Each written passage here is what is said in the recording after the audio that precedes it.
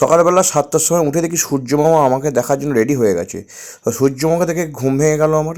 তো উঠেই মশারি ফশারি খুলে দিয়ে আমি পটি করতে যাবো বলে প্রায় জল খেয়ে নিলাম প্রায় 1 লিটারের মতো। আমার একটা তামার জার আছে, সেটাতেই প্রায় 1 লিটার জল রোজই খাই সকালবেলায়। পেট পরিষ্কার থাকে এবং মনও পরিষ্কার থাকে। এরপর সোজা আমি চলে গেলাম বাথরুমে প্রাতঃ কাজ করার জন্য। সকালবেলা পটি ফটি করে ফ্রেশ হয়ে, এবং বুঝতেই পারছো কেন সবাই তো সকালবেলা যায়, আমার তো সকালবেলাই করা অভ্যেস, তো সেই জন্যই চলে গেছি সকালবেলা পটি করতে। তো এরপর ব্রাশ ফ্রাশ মেজে রেডি রেডি হবো, কারণ আমার কাজে বেরোতে হবে, 8টার আগে কাজ। তো এরপর আমি ড্রেস আপ করে নিলাম। গরিবের সেই একটাই প্যান্ট আর একটাই গেঞ্জি, এটা পরি সকালবেলা আমি কাজে বেরিয়ে রোজের।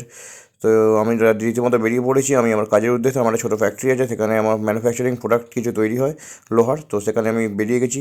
তো গিয়ে দেখি কারখানা খোলা। তো কারখানায় আমি ঢুকে পড়লাম, দেখলাম 2-3 জন সামনে আছে, তারা সব কাজকর্ম করছে। যাক, এটা দেখে ভালো লাগে। সকালবেলা কারখানা না গেলে মনটা আমার কিরকম ছটফট করে, মানে ওই কারখানার গন্ধ না পেলে আমার ঠিক ভালো লাগে না সকালবেলায়। তো কাজ ফাজ করে একটু বেলায় যখন বাড়ি ফিরছিলাম, তখন 2 বন্ধুর সাথে হঠাৎ করে দেখা।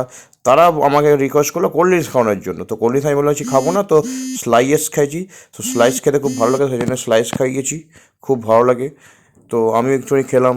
তো দুপুরে রেস্ট নিয়ে চলে গেছি আমি কলকাতায়। কলকাতায় কিছু কাজ ছিল, কলকাতার পোস্টার দিকে আমার কিছু কাজ ছিল। তো এরপর বিশাল জোর খিদে পেতে আমি, মানে সন্ধে হয়ে গেছে, খিদে পেতে আমি একটা চিকেন স্যান্ডউইচ নিয়েছিলাম, 100 টাকা দাম, উইথ চিজ। চিজ ছাড়া স্যান্ডউইচ আমার ঠিক পোষায় না। তো এতটাই দিয়েছিল যে মোটামুটি দুজনের পেট ভরে যাবে, তো আমি একাই রীতিমতো খেয়ে নিলাম। এত বিশাল খিদে পেয়েছে যে কী বলবো।